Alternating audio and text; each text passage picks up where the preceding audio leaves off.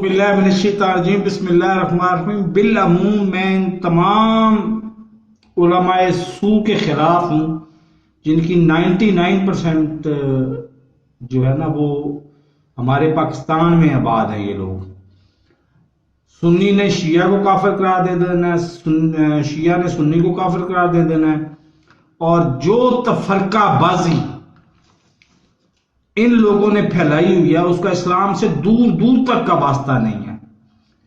یہی وجہ ہے میں آپ کے سامنے بیٹھا ہوں الحمدللہ الحمدللہ۔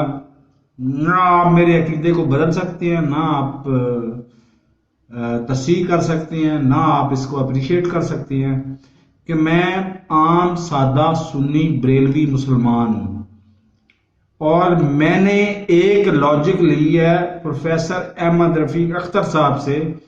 انہوں نے اس عمر تک آ کے داڑھی نہیں رکھی کیونکہ داڑھی فرقوں کی بنیاد بن گئی ہوئی ہے ادھر، لیکن پرسوں ترسوں ایک میں نے بیان سنا انجینئر محمد علی مرزا صاحب کا کہ جو ناجائز قبضہ کر کے بنائے گئے مدرسے اور مساجد ہیں ان کو گرا دینا چاہیے۔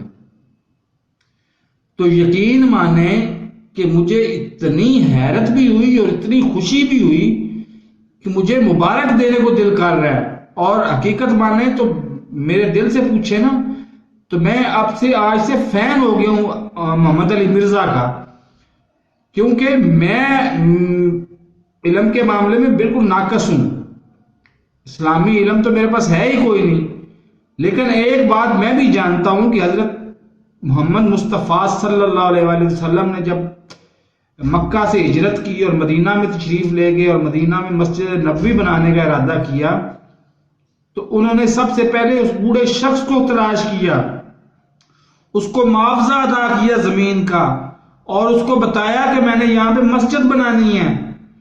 اس نے اجازت دی، اس نے معاوضہ قبول کیا، تب انہوں نے مسجد بنائی۔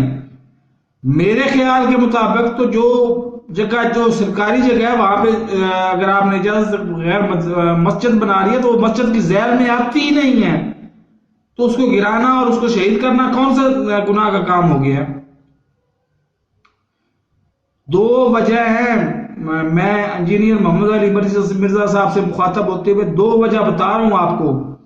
ایک وجہ یہ تفرقہ بازی، اور دوسری وجہ لواطت زنی۔ یہ دونوں وجہ جو ہیں یہ پاکستان کے